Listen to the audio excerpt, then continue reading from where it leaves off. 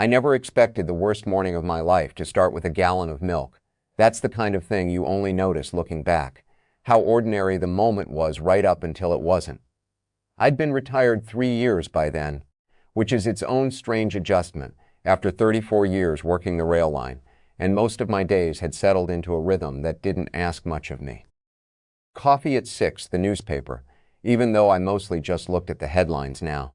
A walk if my knee allowed it. And on Thursdays, a trip to the grocery store on Miller Avenue, the same one I'd been going to since Claire was small enough to ride in the cart seat.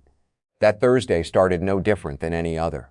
I remember the parking lot was half empty, the way it usually was before noon, and I remember thinking I should get eggs, even though I already had a dozen at home. It's funny what your mind holds on to. I was standing near the cart return, milk in one hand, when I heard a voice off to my left, quiet and careful in a way that caught my attention before I even understood why. "Excuse me, I'm so sorry to ask. Do you have a couple dollars? I just need to get some formula." I didn't look right away. You hear that kind of thing outside grocery stores sometimes, and most days you keep walking, not out of meanness, but because you've learned the world asks a lot of you and you can't answer every ask. But something about the voice made me stop.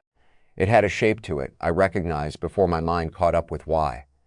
And when I turned, the milk jug still hanging heavy from my hand, I saw her, Claire, my daughter, standing there in a coat that wasn't warm enough for the wind coming off the lot, with something bundled against her chest that I didn't understand at first, not until it moved, not until I heard the smallest sound come from inside those blankets. A baby. My daughter was holding a baby. I want to tell you I said something wise in that moment, something a father is supposed to say when he finally sees his child again after 3 years of silence. I didn't. I just stood there. I think I said her name, just her name, like it was the only word I had left in me.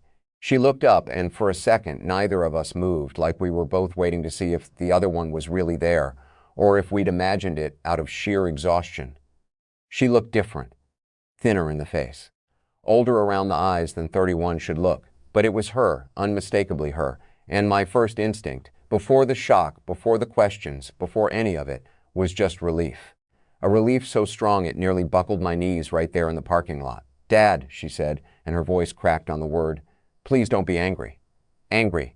That was the word she reached for. Not "I missed you." Not "I'm sorry." Angry. Like she expected that to be the first thing waiting for her. Like 3 years of silence had taught her that was the only thing I had left to offer. I didn't understand it then. Not fully. I thought I knew the shape of what had happened between us. 3 years back, Claire and I had a fight. The kind that leaves things broken in a way that's hard to name afterward. It came on the heels of money trouble in her house, trouble that never quite made sense to me, even at the time, trouble that I'd let myself believe because it was easier than the alternative, was somehow her doing, bad decisions, bad timing. I'd said things that night I've regretted every day since, things about responsibility and trust that I had no right to say to my own daughter. Not really, not without knowing the whole truth of it. She left Marcus, her husband, left with her, and after that there was nothing. No calls, no address. Just an absence I told myself I understood, because understanding it was less painful than admitting I might have gotten it wrong. Standing in that parking lot, looking at her holding a baby I didn't know existed, none of that old certainty felt solid anymore. "You're not." I started, and I didn't even know how to finish the sentence. Homeless wasn't a word I wanted to say out loud, because saying it would make it real, and some part of me was still holding on to the version of Claire I'd built in my head over 3 years, the version who was fine, who didn't need me, who'd made her choices and was living with them somewhere warm and steady. That version didn't ask strangers for formula money in a grocery store parking lot in November. She didn't answer the question directly. She just shifted the baby a little higher against her chest, a small practiced motion, the kind you only learn from doing it 100 times. And she said, quiet enough that I had to lean in to hear it, "It's not what you think, Dad." None of it was ever what you think. I didn't know yet how much weight that sentence was carrying. I didn't know that the story I'd told myself for 3 years, about what happened, about who was responsible, about what kind of man I'd raised my daughter to marry, was about to come apart in ways I couldn't have imagined standing there with a gallon of milk, sweating condensation onto my hand.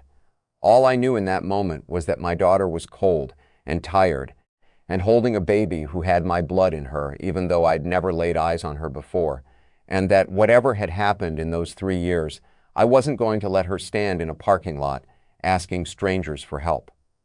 Not while I was still breathing. "Come on," I said. "Let's get you both somewhere warm." My house wasn't far, maybe 10 minutes if the lights were kind, and the drive over might have been the quietest 10 minutes of my life. Claire sat in the passenger seat with the baby held against her, and I kept glancing over, not because I didn't trust the road, but because some part of me was afraid that if I looked away too long, she'd disappear again, the way she had 3 years back, and I'd wake up and find out this whole thing had been something I'd imagined out of loneliness.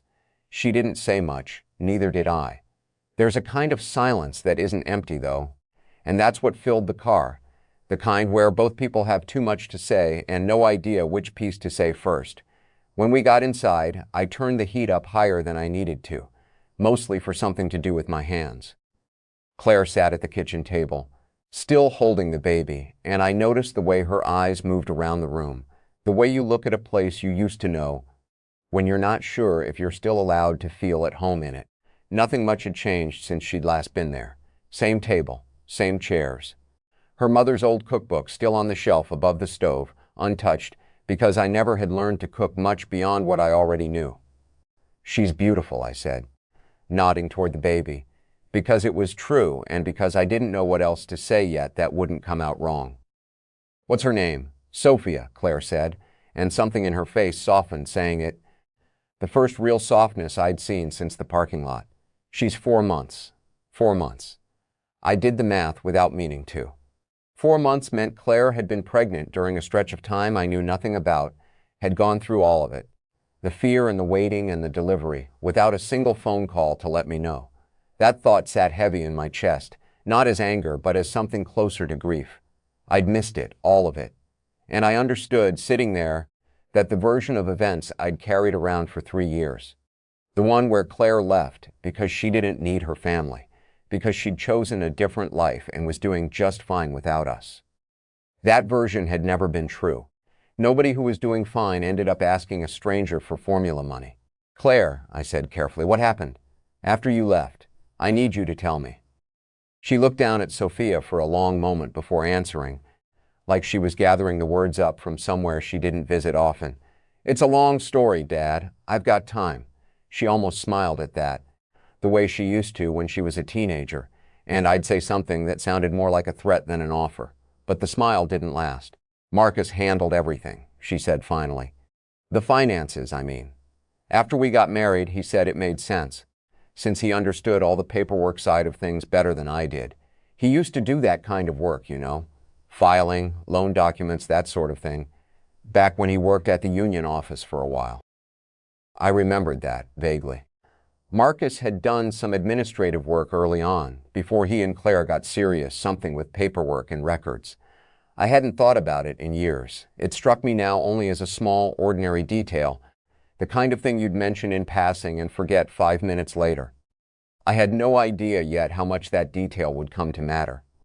"So he handled the money," I said, trying to keep the conversation moving without pushing too hard.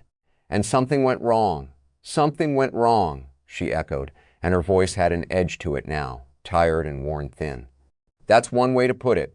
There was a stretch where things got tight, really tight, and he kept saying it was the market, or bad investments, or bills catching up with us. I didn't understand all of it. I trusted him. He was my husband. Why wouldn't I trust him? I didn't have an answer for that, because there wasn't a good one. Trust wasn't the thing that had failed her. Something else had. And then the fight happened," she went on, quieter now, "between you and me. You said I'd been careless with money, that I should have known better, and I let you believe that because at the time I believed some version of it myself. I didn't have the full picture, Dad. I still don't think I do. That admission landed harder than I expected.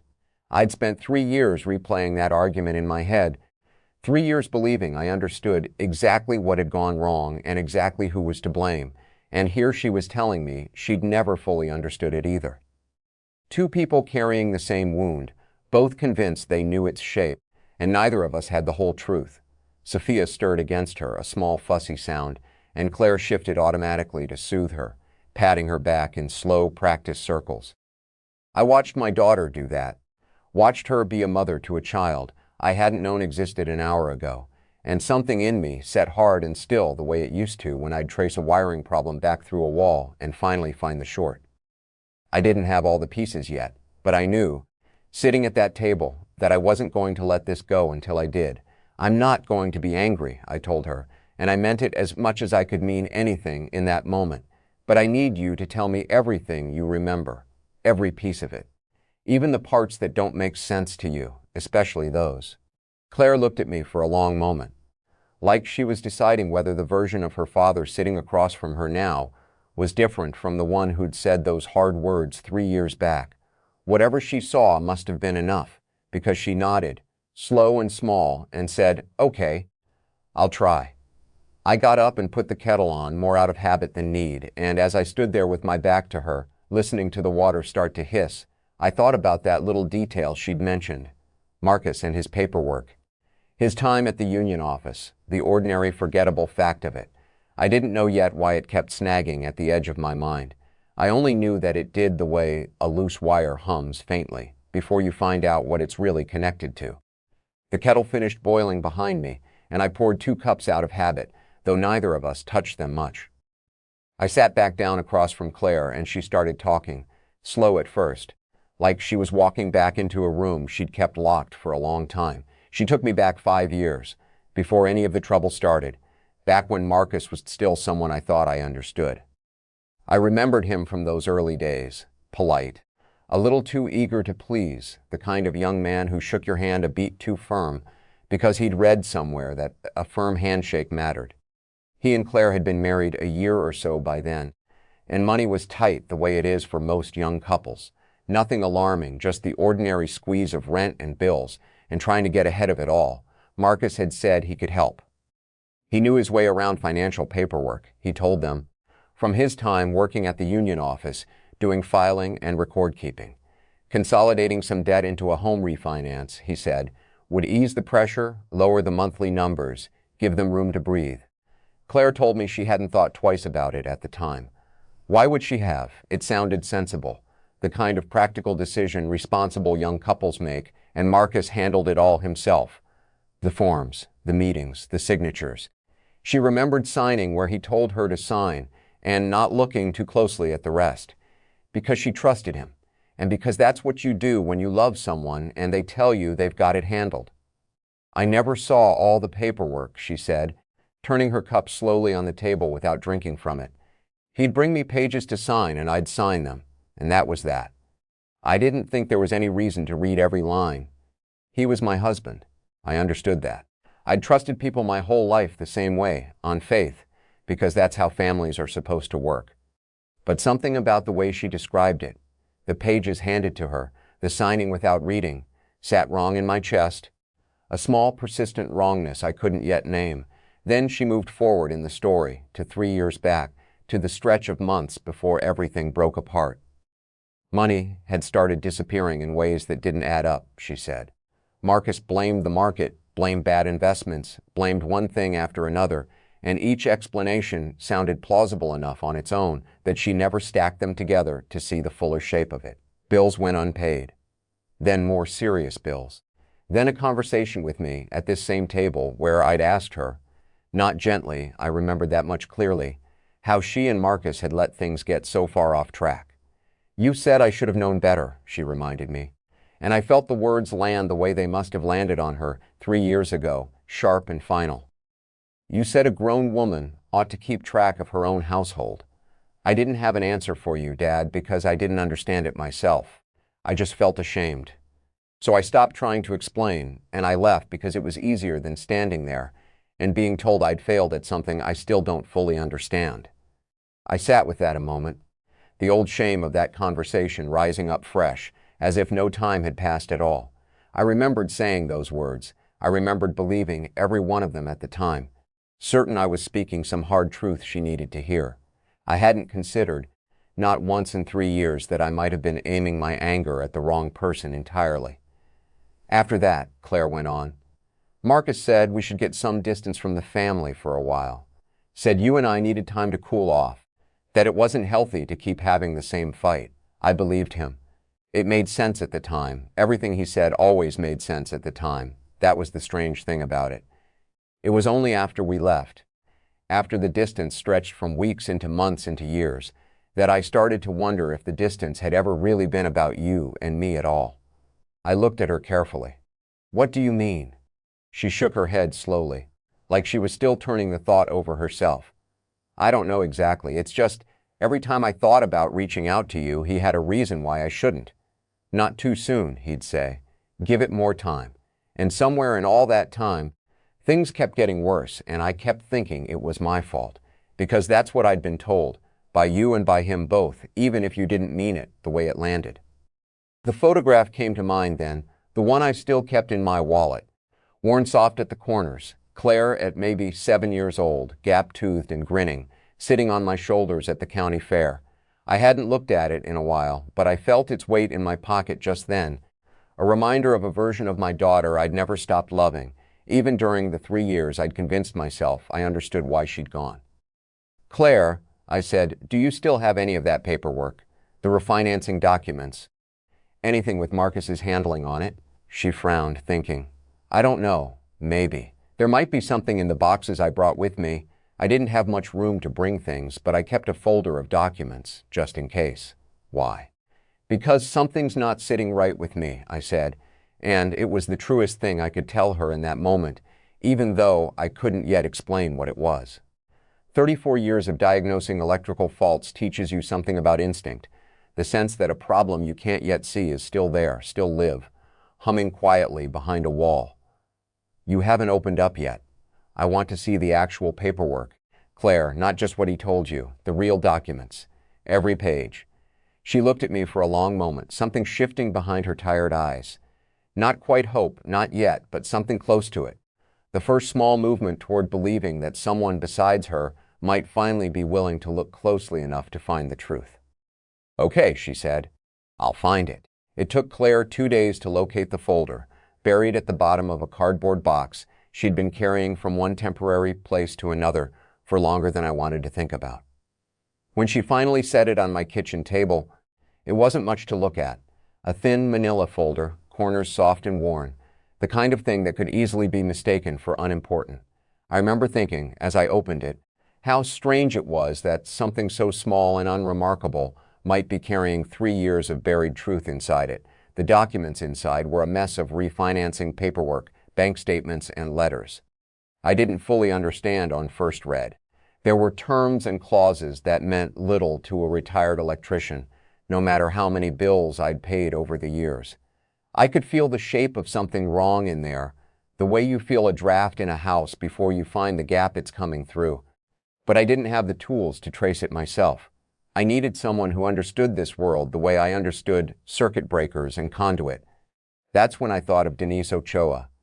Denise and I went back a long way, back to when I was still working the rail line, and she was just starting out at the credit union near the old rail yard, handling paperwork for half the men on my crew when they needed loans for trucks or houses or their kids' first cars. We'd stayed friendly over the years, the way you do with people who were part of your working life, running into each other at the grocery store or the odd community event. Always good for a few minutes of catching up. She'd moved up since then, now handling loan documentation and account review at the same credit union, though it had changed names and buildings twice since I first walked through its doors. I called her that same afternoon, and when I asked if I could come by, there was a pause on the line I didn't much care for, the kind of pause that told me this wasn't a simple ask. Frank, you know I can't just pull up account records for you, she said, gently but firmly, once I sat across from her desk the next morning, the folder open between us. There are privacy rules, even for old friends, especially for old friends, honestly, because I'd hate for something like this to put either of us in a bad spot. I understand that, I said, and I did, even if it frustrated me to hear it. I'm not asking you to break any rules, Denise. I just need someone who knows how to read this stuff to tell me if something looks wrong. That's all. You don't have to pull anything up. Just look at what's already here in my hand. She studied me for a moment, the way she used to study a stack of paperwork before she signed off on it, careful and unhurried, and then she nodded and reached for the folder. I watched her go through it page by page, her expression mostly unreadable, the practiced calm of someone who'd seen 1,000 loan documents and knew how to keep her face still while her mind worked.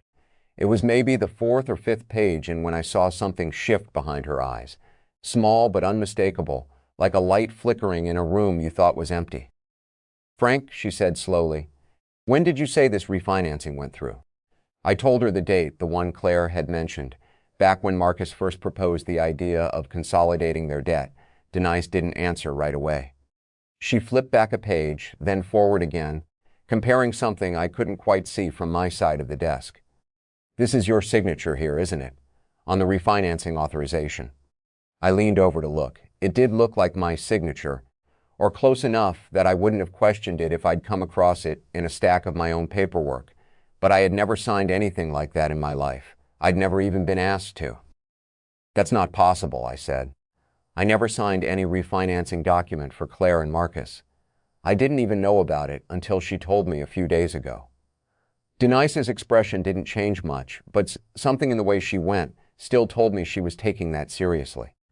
"I'm not saying anything for certain yet," she said carefully. "Signatures can look similar without meaning much on their own. But I want to check something, and I can't do it today. Not without pulling files I'm not supposed to access outside of an official request. Give me a little time, Frank. I'll see what I can find through the proper channels. If there's something wrong here, we're going to need real documentation to prove it, not just a hunch between old friends." I sat with that for a moment, feeling the strange mixture of dread and relief that comes with finally having someone else confirm that the wrongness you've been sensing isn't just in your head. "How long?" I asked. "A few days, maybe a week if I have to go through channels quietly." She closed the folder gently and slid it back toward me.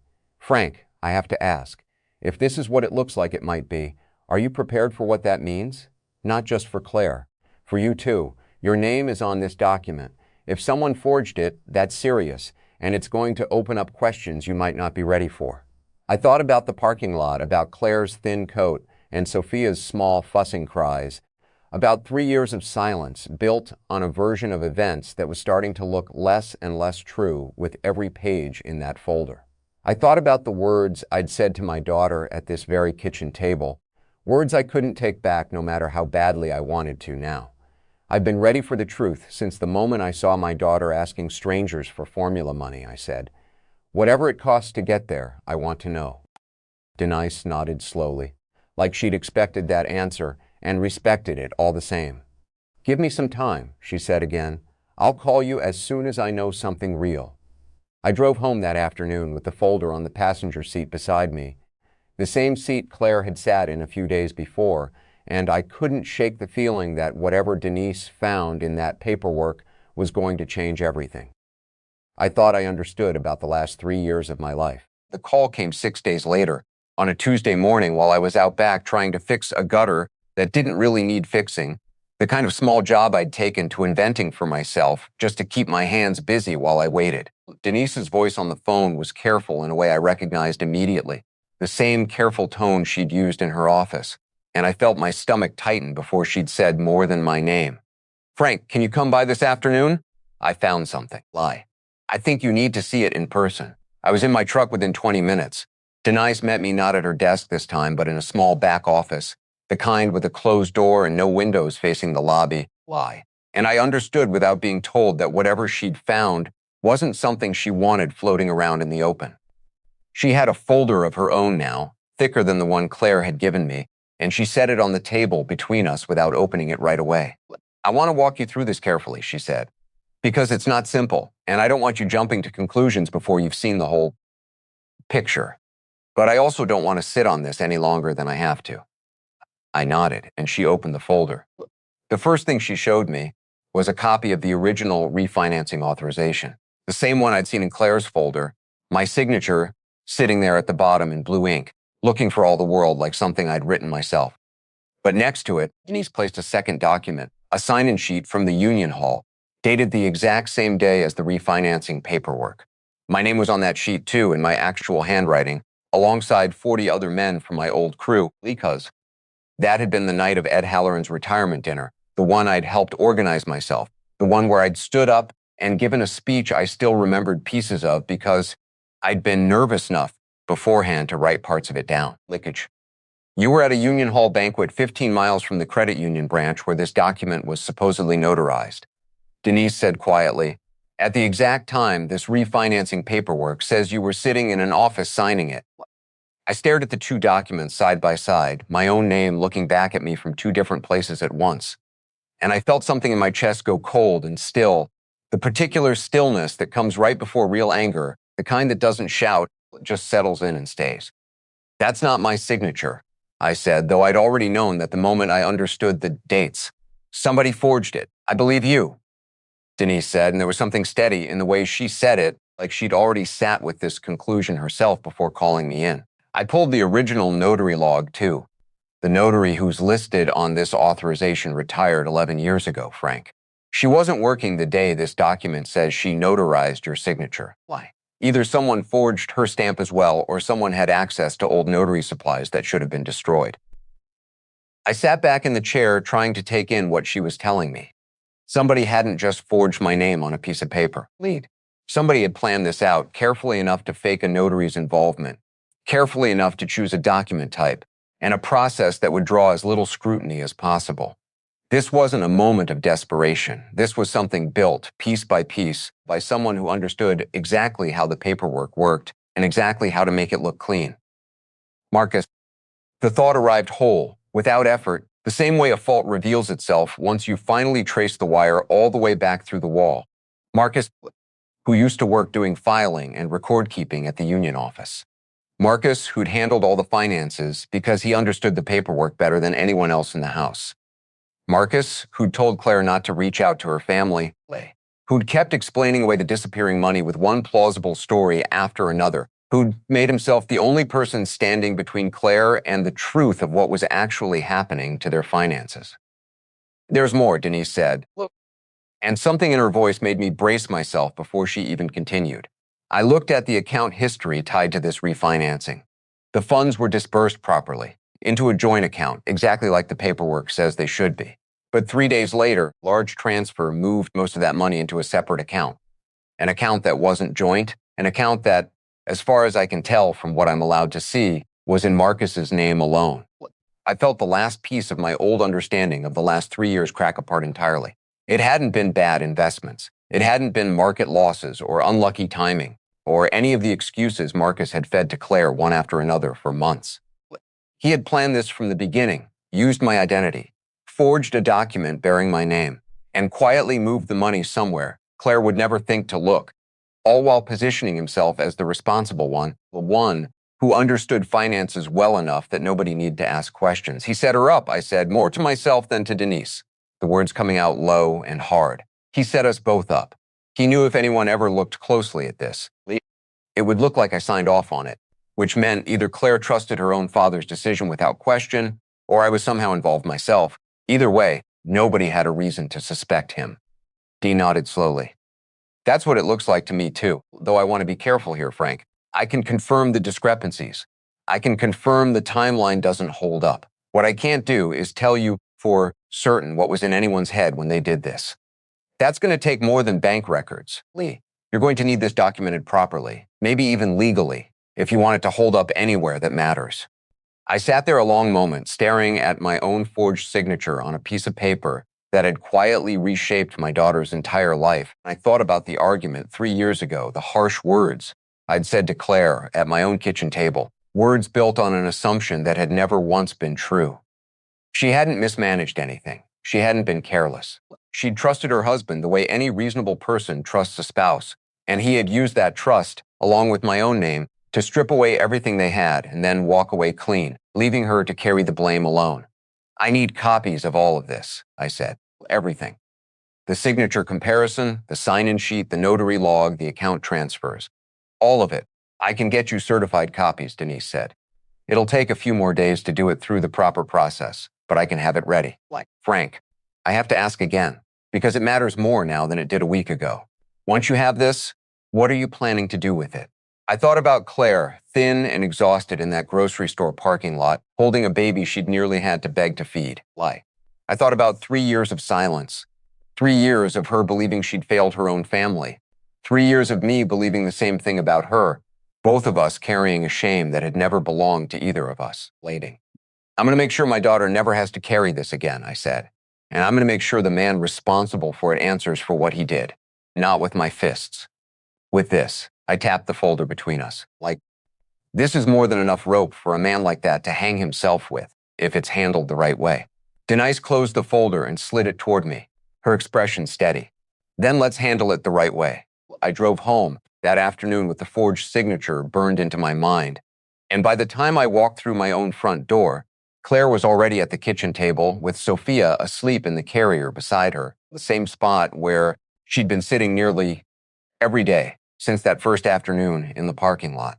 She'd been staying with me since then, tentatively, both of us still finding our footing with each other, still relearning how to be father and daughter after 3 years of practicing how not to be. I sat down across from her and told her everything Denise had found. I watched her face as I laid it out, piece by piece. My forged signature, the retired notary, the account transfer into Marcus's name alone 3 days after the money came through. I watched the color drain slowly from her face, watched her hand go still on Sophia's carrier, watched something in her that had been holding on for a long time finally start to give way. He used your name, she said, barely above a whisper, like saying it any louder might make it more true than she could stand. He used your name and let us both think it was somehow my fault. It wasn't your fault, I said, and I meant it more plainly than I'd meant almost anything in my life. None of it was ever your fault, Claire. She was quiet for a long moment, staring down at the table, and when she spoke again, her voice had changed, gone somewhere colder and more distant, like she was reading events off a list rather than living through them again. I keep thinking about all the small things now, things I brushed off at the time, because they didn't seem like anything on their own. She looked up at me. He always handled the mail. Every day, before I got home from work, he'd already gone through it. I never thought twice about it. I figured he was just being helpful. But looking back, I never once saw a bank statement. Not one in 3 years. I felt my jaw tighten listening to her lay it out. What else? He didn't like me having my own login for our accounts. Said it was simpler if just one of us handled it. Less confusing, fewer chances for a mistake. I believe that too. She shook her head slowly. And every time I mentioned wanting to talk to you, or my mother's old friends, or anyone from before we got married, he had a reason it wasn't a good idea yet. Give it time. Let things settle. Don't want to stir anything up while we're still figuring out our finances. It always sounded reasonable in the moment. It was only ever reasonable in the moment. I thought about the night of our fight 3 years back, and I understood now what I hadn't understood then. That the man sitting quietly in the next room that night, letting Claire and me tear into each other over money he himself had stolen, had known exactly what he was doing. He'd let the blame land on her, let it land on me for raising a daughter he could frame as careless, and he'd stayed just far enough outside the argument that neither of us thought to point a finger at him. That night, I said slowly, when you and I fought, was he there? Claire's eyes came up to mine, and something passed over her face, a kind of dawning horror at a memory she was only now seeing clearly for the first time. He drove me there, she said. He said I should go alone, talk to you woman to woman, man to daughter, that it would go better without him in the room. He waited in the car. He wanted the fight to happen, I said, the pieces settling into place with the same cold certainty I used to feel finding a short circuit after hours of tracing wire. He wanted you to leave that conversation feeling like your own father didn't trust you. It made you easier to isolate. It made it easier to keep you away from anyone who might have asked the kind of questions Denise just answered for us. Claire pressed a hand to her mouth, and for a moment I thought she might be sick right there at the table. When she finally spoke again, her voice was raw. I let him convince me my own father had turned on me. I spent 3 years thinking you didn't want anything to do with us, that you'd washed your hands of me, over money I didn't even understand. The whole time he was the one who took it, I finished for her, and built a version of the story where you were the only one who looked guilty. Neither of us said anything for a while after that. Sophia stirred faintly in her carrier, a small sound that seemed to pull both of us back into the room, back into the present, away from 3 years of a story that had never been true.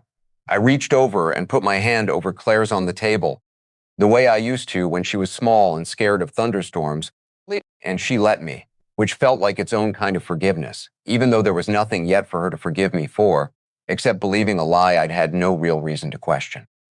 I want to find him, I said finally, not to hurt him. I won't lie to you and say some part of me doesn't want to. But that's not what this is about.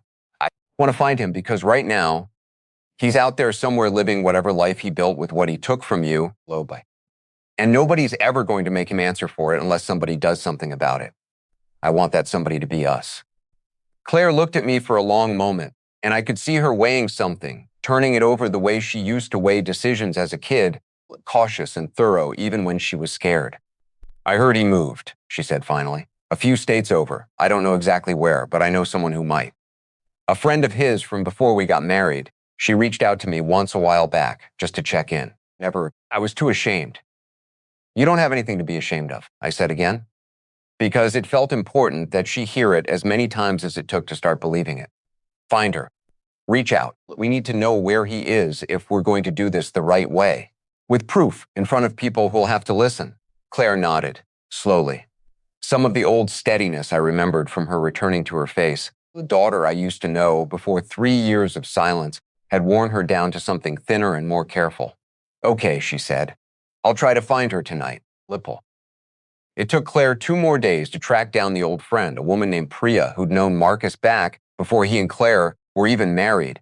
And when Claire finally worked up the nerve to call her, the conversation gave us more than either of us expected. Marcus had moved 3 states away to a mid-sized town called Brookhaven, where he'd apparently rebuilt his life entirely. He'd remarried within the last year, Priya said, to a woman named Vanessa, whose family was well known locally.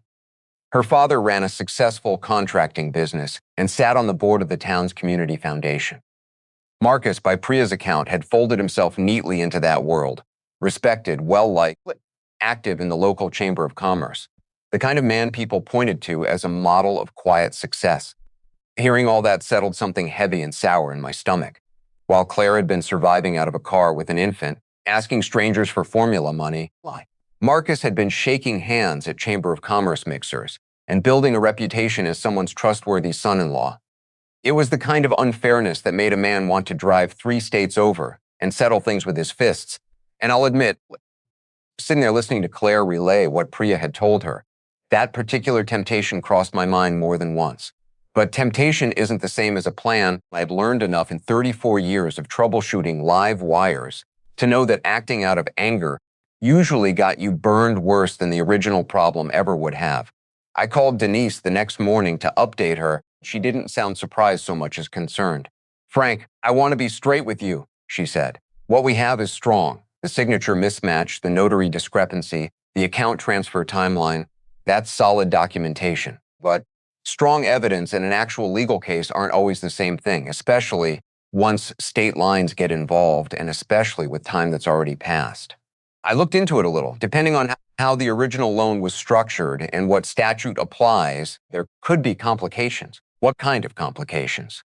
The kind where this might take longer through the courts than either of us would like, and where a good lawyer on his side could tie things up for a long while before anything sticks. She paused. I'm not saying it isn't worth pursuing legally, because it absolutely is, and you should. Claire deserves to have this made right through the proper channels. I'm just telling you not to expect it to move fast. I don't want you thinking documentation alone is going to hand you justice overnight. I sat with that for a moment, feeling something in me deflate a little. I'd let myself believe, somewhere in the last week, that once we had proof, the rest would fall into place cleanly. That truth, once documented, simply corrected itself. Denise's words reminded me that wasn't how any of this worked. Not really. Lie. Not when the man responsible had 3 states and a new life standing between himself and consequences. There was a harder blow waiting. A few days later, when Claire managed to get a phone number for Marcus through Priya and worked up the courage to call him directly, hoping, I think, for some flicker of the man she'd once believed she'd married. Some part of him that might simply admit what he'd done if she asked him plainly. She put the call on speaker so I could hear, and I watched her hand shake as she dialed. Marcus answered on the 3rd ring, his voice easy and unbothered in a way that made my skin crawl the moment I heard it. When Claire told him what we'd found, the forged signature, the notary discrepancy, the account transfer, There was a long pause on the line. For one hopeful second, I thought we might actually get something honest out of him. Instead, his voice came back smooth and practiced, almost gentle, the voice of a man rehearsing sympathy he didn't feel. Claire, I think you're under a lot of stress. And I understand that, I really do. But I never forged anything. If there were paperwork issues, that would have been the bank's error, not mine. I think you should talk to someone about all this before you say things you can't take back. I'd hate for this to turn into something ugly, especially with everything I've built here. Everything you've built, Claire repeated, her voice shaking with something between disbelief and fury. With money you stole from us. I'm going to end this call now, Marcus said, still maddeningly calm. If you or your father contact me again with these kinds of accusations, I'll have to speak with an attorney about protecting my reputation. I hope you understand. The line went dead, and Claire sat there staring at the phone, her jaw tight, her eyes wet but unwilling to spill over. He sounded so sure of himself, she said quietly. Like none of it even touches him. I felt that same cold stillness settle into my chest again, the one that had shown up first in Denise's back office. That's because he thinks it can't touch him, I said. He thinks he's too far away, too well-liked, too respectable now for anyone to believe the truth over him. That's the kind of confidence that comes from getting away with something for a long time. For a moment, sitting there in my kitchen with Claire shaken and Sophia fussing softly in her carrier, I felt the weight of it all pressing down harder than it had since the parking lot. The legal process would be slow. Marcus was already threatening lawyers and reputations, already positioning himself as the reasonable one, being harassed by a bitter ex-wife and her father. For the first time since this whole thing started, I let myself wonder if we'd taken on more than the two of us could actually finish. Then I looked down at my wallet on the counter, the worn corner of that old photograph just visible where it always sat. Claire at 7 years old, laughing on my shoulders like nothing in the world could ever touch her. I thought about the version of myself that had said those hard words to her 3 years ago, certain and wrong in equal measure. I knew I wasn't going to let this end with Marcus sitting comfortably in Brookhaven while my daughter carried the blame for what he'd done. He's not too far away, I said, more to myself than to Claire. He's not too respectable. He's just never had anyone come after the truth who wasn't willing to stop. Claire looked at me, something steadying behind her tired eyes. So what do we do now? Now, I said, we stop trying to reach him quietly. We take what we have somewhere. It can't be brushed off with a phone call and a threat. Over the next several days, Denise and I worked through the documentation like it was a wiring diagram that had to be exactly right before you flipped the breaker back on. She pulled every certified copy she could get through proper channels, the forged signature next to my genuine handwriting from a dozen other documents, the Union Hall sign-in sheet from Ed Halloran's retirement dinner, the retired notary statement confirming she hadn't notarized anything that day, and the full account history showing the transfer into Marcus's separate account 3 days after the refinancing funds landed. Denise laid it all out in order, the way you'd lay out tools before a job, so that anyone looking at it cold could follow the story without needing it explained to them twice. Claire's part in it mattered just as much. She wrote out everything she remembered, every small detail that had seemed unimportant at the time. The mail Marcus always got to first, the accounts she was never given access to, the way he'd driven her to that argument at my kitchen table and waited outside instead of coming in, the string of reasons he'd always had ready for why she shouldn't call home. On their own, none of those details would have proven much of anything. Together, laid next to the paperwork Denise had gathered, they painted a picture that was hard to argue with, a man who hadn't stumbled into taking advantage of his wife's trust, but who'd built the conditions for it carefully, one reasonable-sounding excuse at a time. It was during one of those long evenings, going back over Claire's notes at my kitchen table, that the last piece settled into place for me. She'd written, almost as an aside, that Marcus used to talk sometimes about his old job at the union office, how he'd learned more there than people realized. Not just filing, but how loan paperwork moved through a bank, what got double-checked and what usually didn't, which signatures people questioned and which ones nobody bothered to verify because the borrower's name was already familiar and trusted around town. I sat back in my chair when I read that, feeling something settle hard and cold in my chest. That wasn't an old job Marcus had mentioned once in passing. That was a skill he deliberately built toward, years before he ever put it to use. He hadn't discovered an opportunity to steal from his wife's family. He'd learned how, patiently, long before the chance to use it ever came along, working paperwork at the same union hall where men like me had trusted the system without question for decades. He knew exactly what he was doing from the start, I said, mostly to myself. This wasn't some desperate decision he made when money got tight. He learned how to do this years before he ever needed to. Claire looked up from Sophia, who was finally asleep in her arms after a long stretch of fussing. You think he planned it that far back? Before we were even married?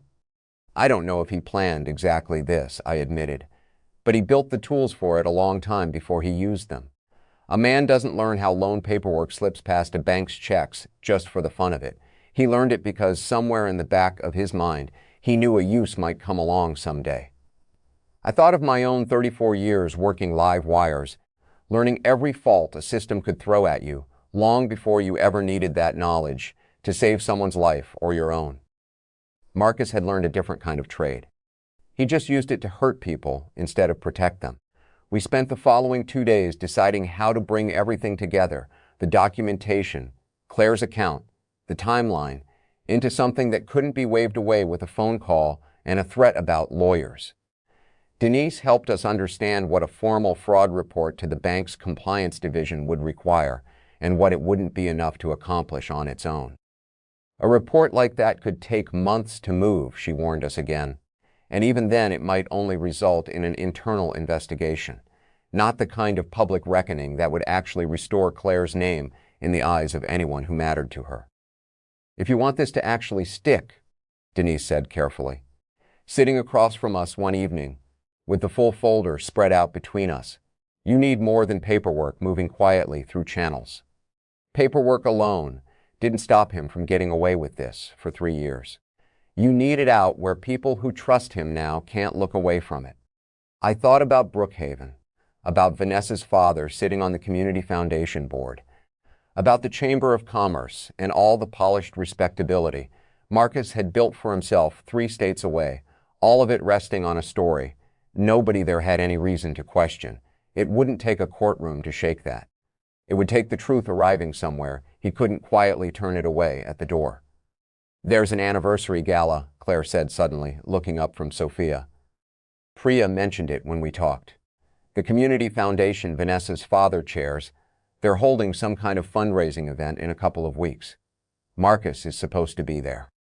Priya said Vanessa's been talking about it for months, that it's a big deal for their family. Lots of important people in town attending.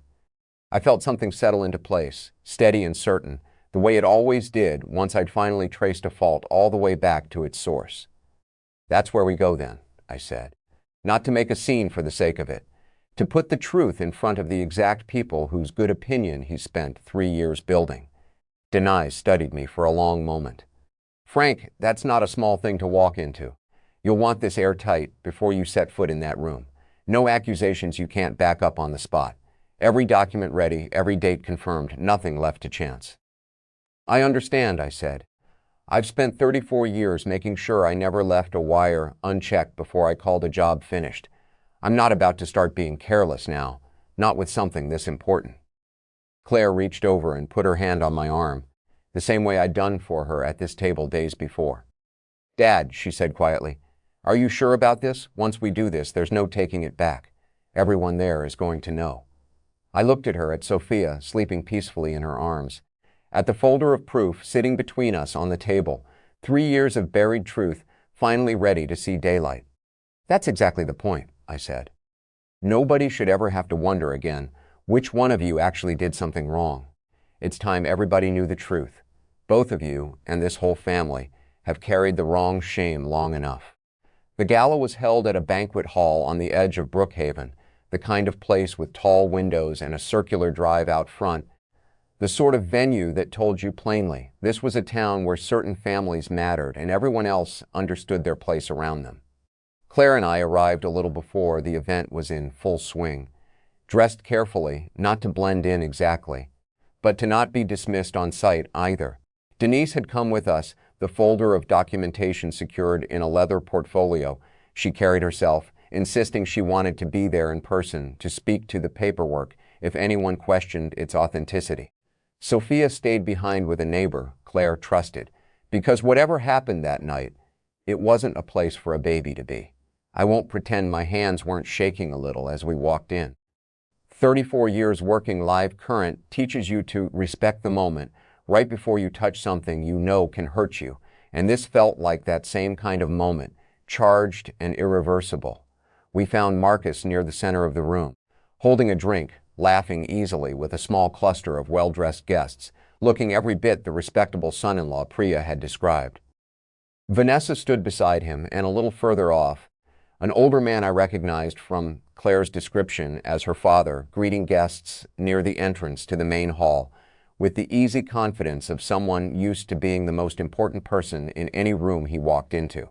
Marcus saw us before we reached him, and I watched the color drain slowly from his face, watched the easy laugh falter and reset into something more careful. "Claire," he said, low and tight, glancing quickly at the people around him. "What are you doing here?" "I think you know," Claire said, and her voice didn't shake the way I half expected it to. It came out steady, clear, carrying just enough to draw the attention of the small group nearby without becoming a shout. "This isn't the place," Marcus said, stepping toward us, trying to angle himself between us and the rest of the room.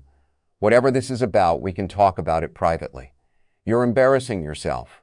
"No," I said. And something in my own voice surprised me, calm, and even despite everything, churning underneath it. "We tried privately, Marcus. You threatened to call a lawyer, instead of answering a single honest question. So we're doing this here, in front of the people whose trust you've been living off for the last year." By then, a few more people had noticed the tension, drifting closer with that particular curiosity people get when they sense something real is about to happen. Vanessa stepped up beside Marcus, her expression caught between confusion and concern. "Marcus, what's going on? Who are these people?" "This is my ex-wife," Marcus said quickly, before Claire could answer for herself. "And her father. They've had some difficulties, financial troubles, and unfortunately they've decided to make that my problem too." "That's not what happened," Claire said, and she looked at Vanessa directly, not with anger, but with something steadier, almost sad.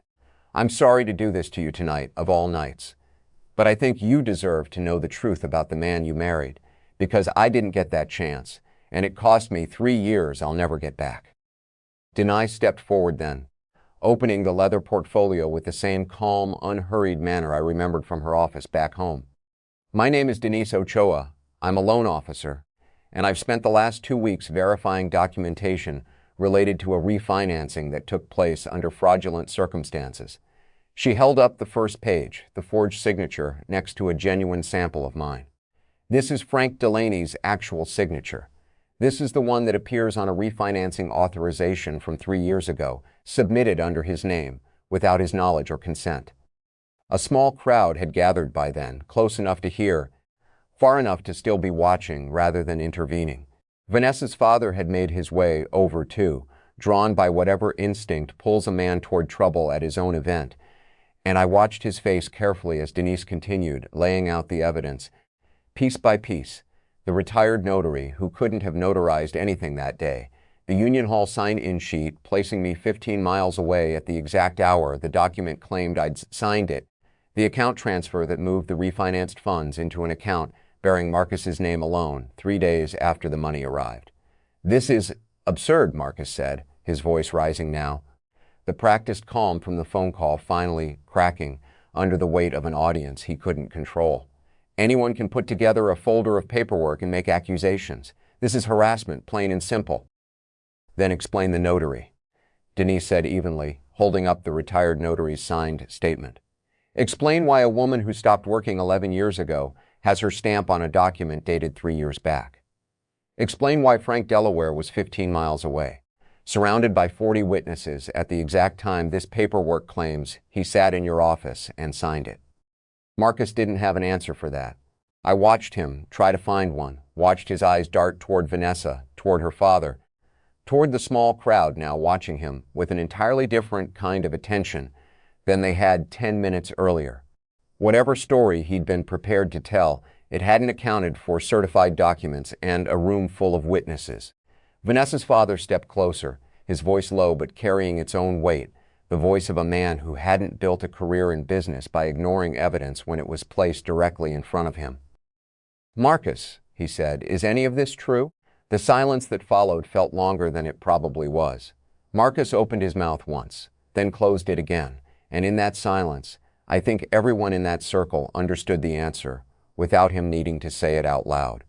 "I want to speak with you privately," Vanessa said to him, her voice tight and controlled in a way that told me the calm wouldn't last much longer once they were alone. She looked at Claire then, something complicated passing over her face, embarrassment maybe, or the beginning of a grief she hadn't expected to carry tonight. "I'm sorry," she said quietly. "I didn't know." "I believe you," Claire said, and there was no bitterness in it, just tiredness and something like relief. "I didn't know either for a long time." Vanessa's father turned to Denise. "I'd like copies of everything you have," he said, "and I think we need to involve the authorities formally, tonight, if possible. This can't sit as a private matter any longer, not with fraud, this serious attached to my family's name now too." I felt something's loosen in my chest that had been wound tight since the parking lot weeks ago. Watching the truth finally land somewhere, it couldn't be talked away or threatened into silence. Marcus stood there, pale and cornered, the respectable life he'd built around him starting to come apart in real time, in front of exactly the people whose good opinion he'd spent 3 years cultivating on the back of what he'd stolen. I stepped closer to him, close enough that only he could hear me clearly. "You let my daughter carry the blame for something you did," I said quietly. "You used my name to do it, and you let me believe things about my own child that weren't true for 3 years. That's the part I won't forgive, not the money, the lie." Marcus didn't answer. He didn't have anything left to say. I turned away from him and put my arm around Claire's shoulders, and together we walked out of that banquet hall, past the tall windows and the circular drive, into the cool night air, leaving behind us a room that would never again see Marcus the way it had an hour before.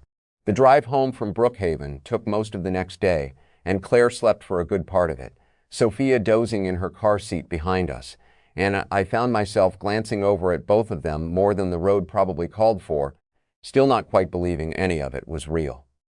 Somewhere around the state line, Claire woke up and looked over at me, quiet for a while before she spoke. "Do you think he'll actually face consequences?" she asked. "Real ones, I mean. Not just embarrassment at a party." "Denise thinks so," I said, with Vanessa's father pushing for it now. "And the documentation, as solid as it is, she says the fraud investigation should move a lot faster than it would have on our own. It won't happen overnight, but it's moving, and it's moving because the truth is finally out where it can't be quietly buried again." Claire nodded slowly, looking back out the window. "It doesn't fix everything," she said. "The last 3 years still happened. I still missed out on so much. You still miss knowing Sophia existed for 4 months of her life." "No," I agreed. "It doesn't fix everything. Nothing's going to hand us those 3 years back." I reached over and took her hand for a moment the way I used to when she was small enough to need help crossing a parking lot, but it fixes the part that mattered most to me. Nobody gets to believe a lie about you anymore. Not you, not me, not anybody who matters. In the weeks that followed, things settled into a rhythm neither of us had expected, but both of us needed.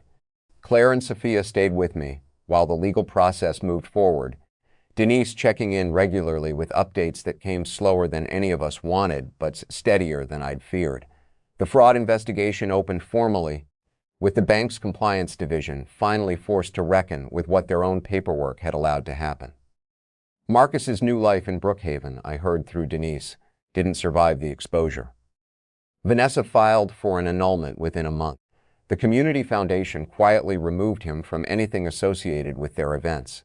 Whatever respectability he'd built for himself came apart exactly the way I'd hoped it would that night, not through anything I did with my hands, but through the plain, unavoidable weight of the truth, sitting in front of people who could no longer look away from it. I started fixing up the spare room for Claire and Sophia properly, not as a temporary arrangement anymore, but as something more permanent, at least for as long as they needed it. I pulled my old toolbox out of the garage one Saturday afternoon to hang a new set of shelves, and Claire came in partway through.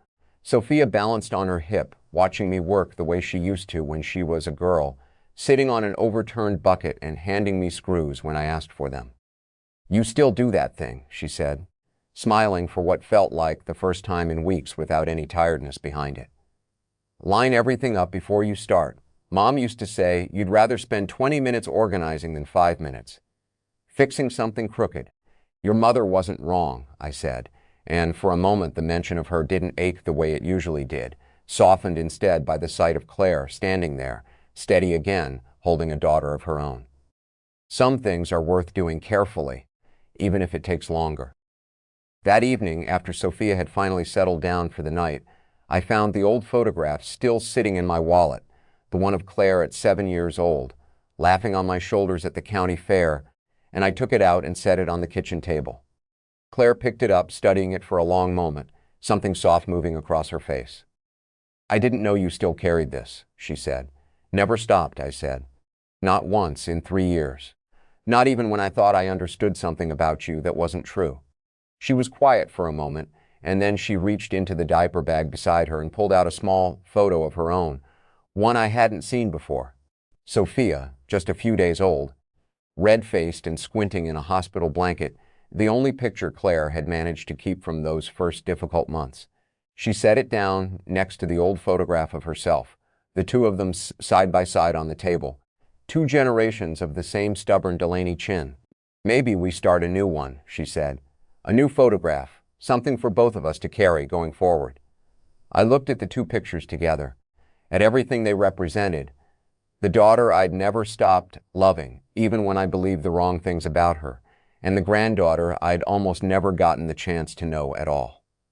I thought about the parking lot, about the milk jug sweating in my hand, about the worst morning of my life turning slowly and painfully, and then finally into something like the best one too. "I'd like that," I said. "I'd like that very much." Outside, the evening had settled quiet and still over the house, the kind of ordinary peace I hadn't let myself believe I still had a right to. Sophia's breathing came soft and steady from the next room. Claire sat across from me with something lighter in her eyes than I'd seen in longer than I wanted to admit.